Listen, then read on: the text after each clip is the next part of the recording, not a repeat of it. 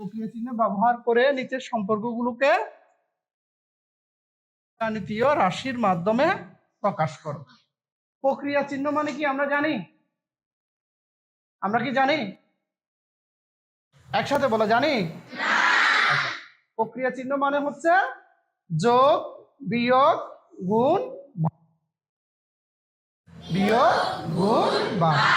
এই চিহ্নগুলো ব্যবহার করে আমরা সম্পর্কগুলো তৈরি করব। তো প্রশ্ন 1 নম্বর প্রশ্ন যেটা সেটা হচ্ছে x এর 5 গুণের সাথে কার x এর 5 গুণের সাথে এর 4 গুণ y এর 4 গুণ কি যোগ। তাহলে এখন দেখো আমরা কিভাবে করি। তাহলে 1 নম্বর প্রশ্ন, তাহলে x এর 5 গুণ, x এর কয় গুণ? তাহলে লিখবো যে x এর 5, x এর 5 গুণ। তাহলে 5 গুণ বলছে না? তাহলে গুণ বল 5, কি লিখেছি? x গুণ 5। তাহলে x এর সাথে যদি 5 গুণ করি হচ্ছে x × 5 = 5x, ঠিক আছে? এরপর কি বলছে y এর 4 গুণ, y এর কয় কি লিখবো? y এর 4 গুণ, এর 4 গুণ। তো y এর 4 গুণ মানে 4 গুণ y,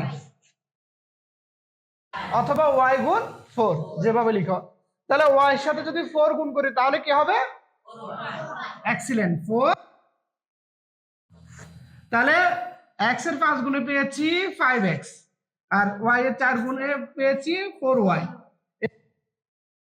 বলছে যোগ। দেখবো তো, সুতরাং নির্ণেয় যোগফল, সুতরাং নির্ণেয় যোগফল, সুতরাং নির্ণেয় যোগফল প্রথমটাতে পেয়েছি কত? 5, দ্বিতীয়টাতে পেয়েছি কত? 4y। এটা হচ্ছে অ্যান্সার। তোমরা কি বুঝতে? নির্ণেয় যোগফল কেন লিখছি? আমাদেরকে বলছে x এর 5 গুণের সাথে y এর 4 গুণ কি করতে বলছে? যোগ।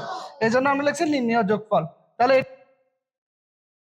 এটা পেয়েছি 4y, এই দুটো আমরা যোগ করে মাঝখানে যোগ চিহ্ন দিয়ে আমরা এটা সমাধান করেছি। সবাই কি বুঝতে পেরেছো?